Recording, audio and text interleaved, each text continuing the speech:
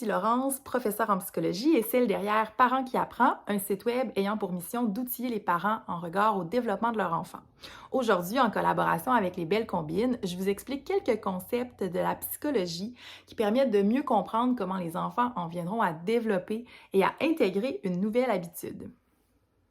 D'abord, la théorie de l'apprentissage social d'Albert Bandura démontre l'impact majeur des comportements appris par le biais d'un modèle. Les enfants sont très sensibles à ce qu'ils observent chez les adultes de leur entourage, particulièrement leurs parents, et ils vont intégrer très vite leurs habitudes et leurs réactions. On a tous des façons de se comporter qui découlent directement des actions observées par nos parents durant notre enfance. Même ce qui ne nous plaisait pas particulièrement, on va avoir tendance à le reproduire.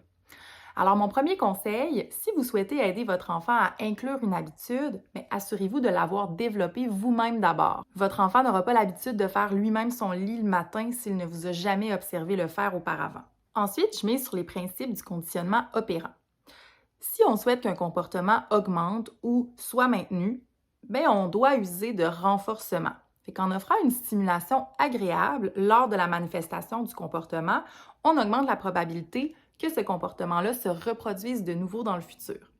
Par exemple, si vous travaillez avec votre enfant l'habitude de nettoyer sa vaisselle après un repas, il importe de le renforcer dès qu'il va se lever, laver son assiette et ranger sa vaisselle.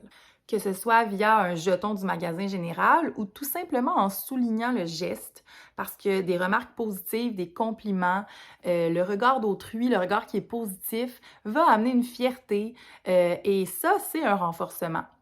Pour que ce soit efficace, il importe que ce soit constant. À chaque fois que vous voyez le comportement, on va le renforcer, on va le souligner pour que l'enfant, à chaque fois, la vive, cette satisfaction-là. Puis ça, c'est concret pour lui, cette satisfaction de « Ah, je me suis comporté comme ça, puis c'était agréable, puis c'était le fun ». Et éventuellement, il va en arriver à vivre aussi la satisfaction de « C'est agréable quand mon environnement est rangé, par exemple, quand la vaisselle est propre ».